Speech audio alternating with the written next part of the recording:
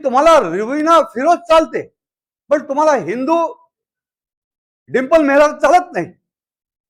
हे कुठे ना कुठेतरी या शहरामध्ये हे जे प्रश्न उभा केलेला आहे हे एकदम चुकीचं आहे।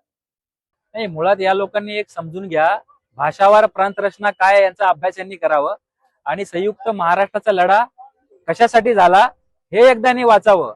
हे बाहेरून यायला आम्हाला काही शिकू नये।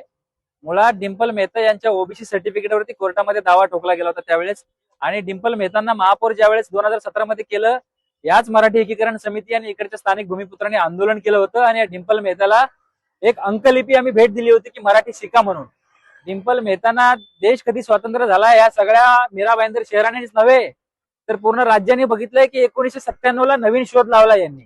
त्यामुळे अशा महापौर ज्यांना मराठी बोलता येत नाही आणि या महाराष्ट्राच्या नाही आहेत, ज्यांचं इतर राज्य आहे ते महाराष्ट्राचे होऊ शकत नाहीत, ज्यांचं कुठलंच राज्य नाहीये ते या राज्यातलेच आहेत, ते महाराष्ट्रीयन, हे यांनी लक्षात ठेवावं असं आमचं म्हणणं आहे।